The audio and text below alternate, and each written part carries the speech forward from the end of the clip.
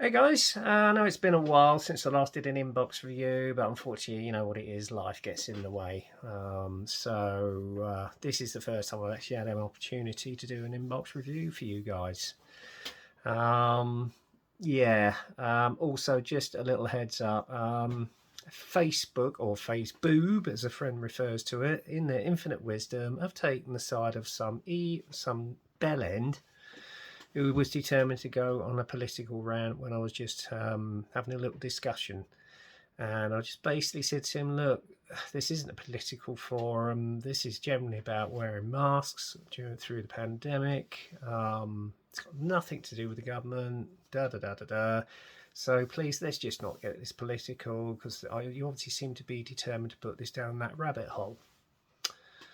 And let's just keep this friendly. Next thing I know today, I've been banned from Facebook for a month. So I can only assume this idiot has basically given some far-fangled story because he couldn't get his own way, was determined to get his political rant across on the forum that didn't have anything to do with politics, and basically banned me. That's all I can conclude. So if you can't see it, if you don't get any reaction or any sort of replies to your post on Facebook, guys, that's why. All right, so it's all thanks to some bellend. Who's thrown his toys out of his pram because he couldn't get his own way and thought, oh, I know the only way I can stop him is basically getting banned to get my point across. That's not the way we do it, mate. It's democracy. Here endeth the lesson. Anyway, that's over. So I just thought I'd give you a little heads up. Anyway, happy Halloween to all you guys today on Sunday the 31st of October. Well, actually, I'll just adjust the camera so you can see me a bit better. There you go. And, I thought I was trying to get a hold of a subject appropriately sort of review for you. I've nearly done them all, to be honest. I've got a moustache. So I thought, for a change, we do a helicopter. It's a kit that unfortunately has just recently gone out of production. You can't get hold of it anymore, and to be honest with you, the ones I've actually seen online for sale on eBay are going ridiculous prices now, and it's getting rarer and rarer to find. It was a well-known helicopter. It was used in the US Navy and the Royal Navy for many years in the anti-submarine search and rescue, and was also used as a troop transport within the Fleet Air Arm until a few years ago when it was actually retired. And without further ado, what we'll do is turn the camera around. I'm just going to adjust it again so you can see the subject. And here it is. This is the Italeri SH3 D Seaking Apollo Recovery Moon Landing 50th Anniversary Kit. The principal reason I bought this was not just because it was used to retrieve the crew from the Apollo 11 landing. It was for the fact that you've got the option of doing an aircraft that was based on the old HMS Ark Royal back in 1970 to 79, which was the HAS Mark 1, Mark 2, I think. And the current ones that we've got on the market, you'd have to heavily modify it, and I saw this one up for grabs at a very reasonable rate, and I grabbed it because if you remember, when I was at the old place, I had all the aircraft connected with Ark Royal, the old R09 Ark Royal 4, I think it was, which was the last conventional aircraft carrier that we actually had, as opposed to the ASW ships which followed, like the Illustrious, the Ark Royal, and the Invincible, which sadly are no more. All three of them have now been reduced to scrap metal, as well as the old Ark Royal. So, and even the old Hermes sadly has also met its fate at the scrappers yard. So we've got no more historical flat tops left to enjoy, sadly. I know we've got the Queen Elizabeth and we've got the Prince of Wales, but you can't really class them as a conventional aircraft carrier. Some may argue yes, but I would suggest no. because it hasn't got the steam catapults or the arrestor wires. So there you go. Anyway, that's my opinion. I'm sticking to it. Whether you agree with it or not is neither here nor there. Anyway, without further ado, we get on with the inbox review itself. As I say, this is a subject I've been trying to get hold of everywhere. The only ones that are left now are basically the later models, which Airfix do a significant range on, and I must admit they are superb kits. They're very, very detailed. This one is a little bit crude in some places, but it's good for the subject that I want to get hold of, because obviously I've bought a lot of the aircraft again to represent the air group that was on the old Ark Royal circa 70 to 78. So there you go.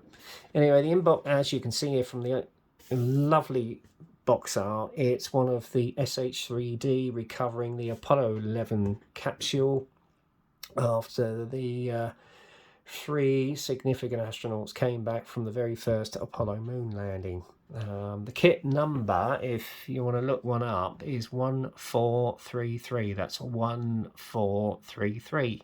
But as I say, they are getting rarer and rarer to get hold of now, and you are going to pay a fortune for it. So there you go. Whether Italeri will reissue this in the near future, I have no idea, but I'm glad I got hold of it. On the side of the box, you've got some instructions there about the history of the aircraft in about 6 different languages. There's a little illustration of the decal sheet itself, as you can see there, from the SH3D, and then the HAS Mark 1, which is based on Ark Royal. Okay, so there you got a side view of the SH3D, and on the opposite side you've got the 2 colour callouts of SH3D and the HAS Mark 1, as it were, from 824 Squadron. So what we'll do, if I get the box around the right way, just move the camera a little bit, and we'll open the box up. It's a top end opening box as is normal. You've got the instruction sheet, which we'll go through in a minute, and then you've got one big bag of 2 or 3 sprues. Okay, now if you'll bear with me, I've actually forgot to get the scissors to open them up, so I'm just going to put that on the side here. And then lastly, you've got your decal sheet. Okay, so if you bear with me 2 seconds, I'll just go and get the scissors.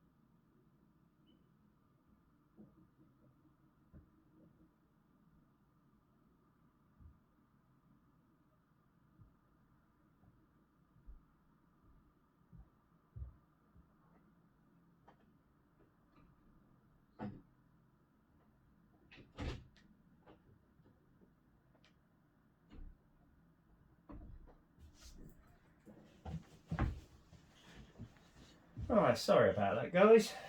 Right, and we're back. Right, I managed to get myself a craft knife instead.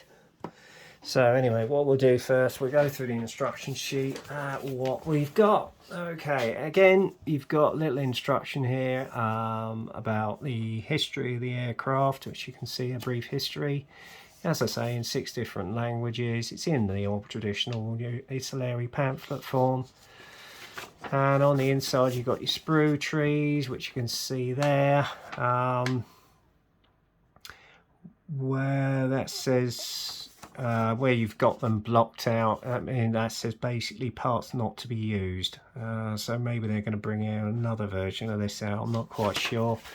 And then obviously on the first part is basically in the interior, you put all the glazing in on both sides of the fuselage halves. And then it's the assembly of the actual wheel hubs, etc. and floats, as it were, because this thing can actually float in the water as well. And then obviously going on to the assembly of the interior, which you can see there with the bulkheads, the actual troop seats there. You've got the decal for the control panel. As I say, it's a little crew. You've got the control levers, auto shaft levers. And again, it depends on which version you're doing. You've got 2 alternative interiors there, as you can see. Okay. And then once that is done and you've decided on which version you're going to do, you've got instructions on how to basically fit all the sub-assemblies, like the outer gear bay door, the winch, the undercarriage bays go on. You've got a little glazing on the bottom there. And then obviously you fit that into the interior of the fuselage. The fuselage halves are buttoned up. And then it's a similar thing on the C version. Obviously you've got, well, it says 2, but obviously you've got 3 versions on this. So it's basically the same thing again. And then again, for both versions, you've got 2 different alternative parts which go onto the actual bottom of the fuselage, which you see there. Then it's the assembly of the rotor head and the actual rotors, which are then connected to the actual main fuselage. Your glazing goes on. You've got your airspeed indicators which go on. Obviously, depending on which version there, you've got the weapons load for your depth charges, etc. And then obviously you've got the rear rotor which goes on, and following that you've got the colour guide and the decal placement on that as well. So there you go. So that's quite a basic assembly. Then obviously you've got your colour callouts, 2 naval versions from the US Navy. First one being of a SH3 D Seaking from HS4 Squadron Black Knights, USS Hornet, CVS-12 Apollo the 11 pickup helicopter, 24th of July 1969. Okay. And it's the old familiar white and lower surface of gold grey. And obviously you've got a tint on the actual 2 glass pieces there as well, which you can use with some clear Tamiya colour. And again, same colour scheme virtually, white over gold grey. And this is the B version of the SH3G of the US Navy, HC1 Squadron Detachment 3 Fleet Angels, USS Ticonderoga, CVS-14. This is the Apollo 17 pickup helicopter, 17th, get my teeth back in, 17th of December 1972, which was the last Apollo moon landing. Okay, and then option 3, which is the one I'm going to go for, is of a Westland Seaking WS-61 HAS Mark 1, Royal Navy 824 Squadron, Yeovilton Air Base, Royal Silver Jubilee Review, June 1977. But if you see there, you got the code insignia R, which is for Ark Royal. So obviously when it was attached to on board the Ark Royal, it was virtually stationed at Yeovilton. So there you go. And that is over in overall blue grey, or RAF blue grey as it were.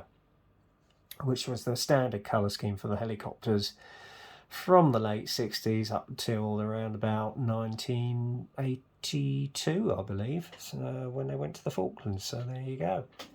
So basically that's the assembly process, which looks fairly basic and straightforward.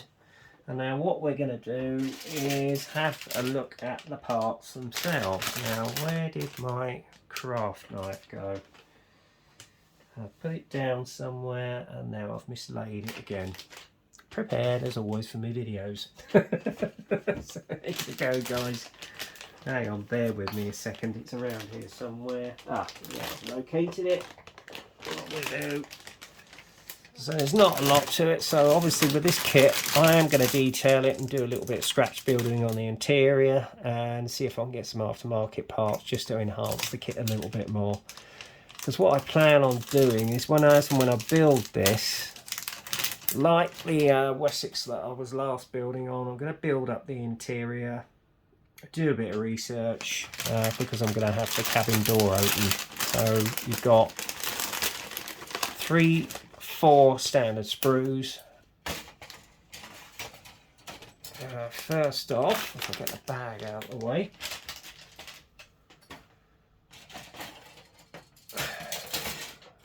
actually sorry, I've got yes, 4 standards. The first sprue is obviously you've got the rear rotor right here. That's part of the rotor mechanism there. Fairly standard and basic. A little bit of detail on the rotor head itself, which will probably come nice out. Well, you've got the ASD Mark IV bone dome, which goes over in the fuselage half, the interior seat. I'm not quite sure what this is, but there you are. You've got your depth charges and torpedoes. Rear bulkhead, I think that's part of the rotor shaft system on the main rotor. This is part of the interior. That's part of the rotor mechanism again. Rear tailplane. Not quite sure what they are. And this is your standard float for your undercarriage. Other side. I don't think you use this one on this prime example. This is probably for a later model, I assume. And then obviously you've got the interior parts of more smokestack charges, which you can see there. I'm not quite sure. I think that goes on the bottom of the fuselage, I think on one of the versions, on one of the US Naval versions, I'm not quite sure. So yeah, that's that one. Again, it's quite basic. There is a tiny amount of flash there. And then obviously you've got the interior floor here. There is a little bit of marking detail on there. I don't know if you can capture it in this light. There we go, just about there. More lumps and bumps. You got the engine rotor, the engine air inlets here, and there's your throttle levers. That's your rotor head for your main rotor, and then again there's another tailplane there for whichever. I think that's probably the Royal Naval version. And that is the main air inlet cover, but I think that's for a later version actually, so obviously they're going to bring out maybe a European version, I don't know. Again, you got the rear rotor head there, you got the interior seat, part of the bulkhead system there, which you can see. You got your 3 seats, wheels, not bad, not weighted unfortunately, so you're going to have to get the old sander out. And then obviously you've got your rotor blades, which you can see here. And that's your grab handles, I think. And then obviously you've got your air pitot tubes. That's your interior cargo bay door. Yeah, a little bit of flash out there, but nothing a knife and a bit of sanding can't do to get it off. Again, with the seating, you probably have to get some aftermarket edge brass seat belts.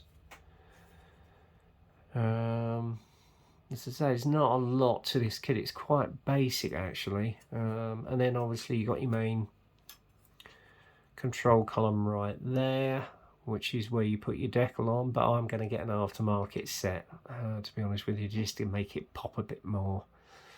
And then obviously you've got your throttle lever again. So yeah, bit basic but not bad. It's a good basis to basic super detail, which is what I'm going to do when I get around to building this. And then obviously you got your fuselage halves here. There is a little bit of rivet detail, which to me looks a little bit sort of airfix-ish, early airfix-ish. Raised panel detail. Mind you, on the real thing, I think it's basically the same thing, so they've caught that well. There's a little bit of a recessed panel line detail at the back here, but it overall represents the general shape of the Seaking. And again, on the other side, you've got the same again with the tail wheel.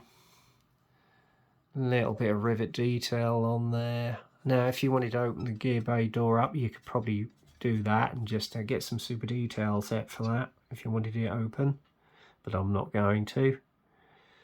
Interior, not a lot in there. Again, depending on which example you're doing, you've got the markouts here for cutting out the windows, etc. Again, I'm going to have to do some research on the interior of the Seaking just to sort of put some soundproofing in it. Might use a little bit of I don't know, filler or something, I don't know, putty, just to build up the interior, just to make it look as though it's got soundproofing inside. Yeah, so yeah, it's not a lot to it, to be honest with you. And finally, you got the glazing. Now, a little bit distorted, probably needs a little bit of a clean up and a little bit of a sand and a polish, but nothing you can't fix. You got the moulded on windscreen wipers, and there's your observers windows, flat as well as round octagonal. Not bad, considering. I mean, this is an old kit, so you got to bear with them on that. So that's that, and then finally, where did I put the decal sheet? If I can find it. Where's the decal sheet gone? Ah, it's buried under the sprues. What am I like? Right, I'm going to put the sprues back in the bag, so excuse the rattling. Let's get them back in so we don't lose anything.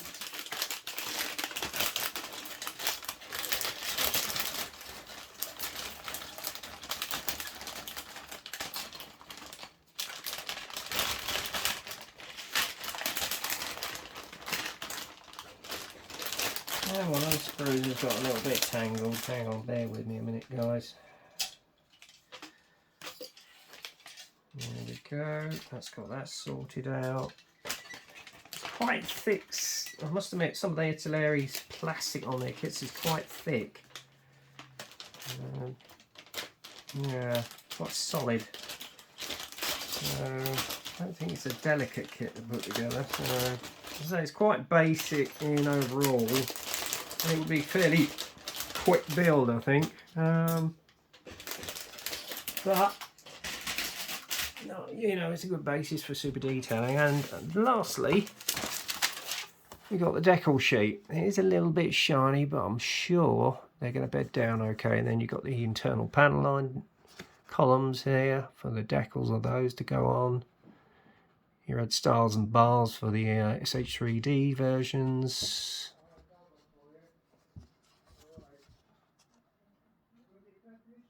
Oh, sorry about it. You've got to take it. Oh, somebody's got to take it away. That's just turned up. Oh, sounds of it. Anyway, so bear with us on that one. As I say, you got overall naval markings for the US versions for both the Apollo 11 and Apollo 17 pickups.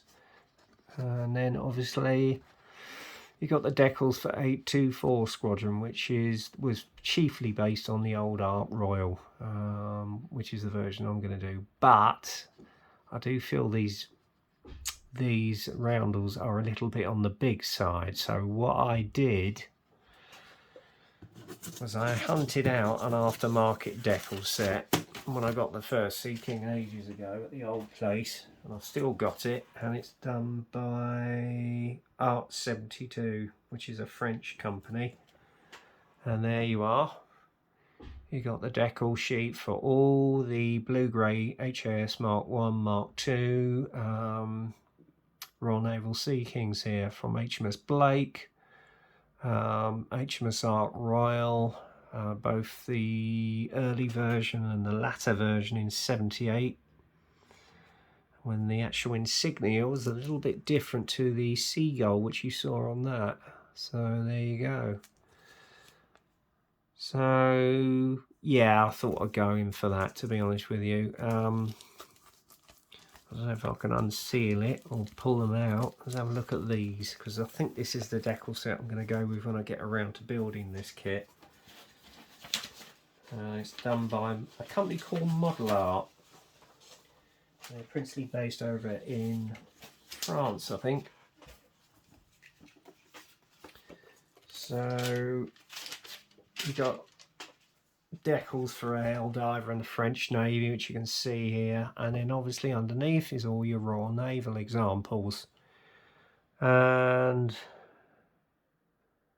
there you have it. These look a little bit better to bed down, to be honest with you. The roundels, I'm saying I'm going to have to do a bit of research on that. I think it's a little bit big. But there you go, you've got 824's familiar white stalk on the early HS Mark 1, and in the latter version you've got the updated stalk insignia for 824, which was on, I think, Ark Royal's final deployment in 1978. So there you go. So yeah, there's your roundel right there, which is probably the one I'm going to do. It doesn't look as thick and bulky as the one that they've got supplied in the kit. It's more to scale, I would suggest, and the lettering is more to scale. So there you go. And then obviously you've got the various ship insignias, including Ark Royals, which you can see there as well. So yeah, it's just as well you hunt around, and then there's some more insignia. Another little extra decal sheet for the insignias there as well. So there you go. That is basically it. I am going to get some interior aftermarket for this. As I say, I want to get it sort of built up internally, like I have with the Wessex, which, as and when I get back on the bench, is going to be my first project to finish. And then I'm going to go on to another project which I will announce in due course. It is that one after the Wessex is an airliner. So that one will be coming up as an inbox review at some stage soon. I'm just trying to get this decal sheet back in its cellophane. It's not the easiest sometimes. Hang on a minute. Hang on, bear with me, guys.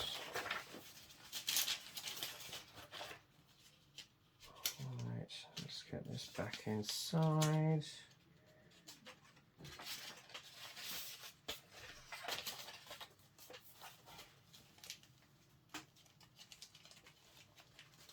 I know there's not much action on the camera at the moment, but I assured you, I'm just trying to get the decals, aftermarket decals, back into their clear plastic bag at the moment, which is proving a bit of a hurdle. There we go, I think I've cracked it. So, put that back in there. Yeah, I've cracked it. So yeah, if you want to get the aftermarket decal sheet for that, it's actually made by a company called Model Art. So there you go. The number on it, I can't remember. I think it's 72/069 if you want to get hold of that. Oh yeah, and also you've got one for the Hermes as well in 77. So there you go. Alright, so there you go. I'm just going to pop that back into the box with the kit, because I know that's going to be for future project. Oh, hang on, just forgot one part, decal sheet. Oops. So if you'll bear with me 2 seconds, again, he says. I'll pop that inside, and there we go. That is the end of this review, guys, and that is, if I move the camera up a bit, the Italeri SH3 D Seaking Apollo Recovery Moon Landing 50th Anniversary in 1/72. So I hope you enjoyed the inbox review. As I say, these are getting harder and harder to get hold of at the moment because they are now out of production, as far as I'm aware. So if you want to get hold of one, be prepared to pay plenty a buck. All right. And as for me, as I say, it's for future projects, as and when I get back on the bench. And it's an aircraft I've always wanted to build in that particular blue-grey scheme.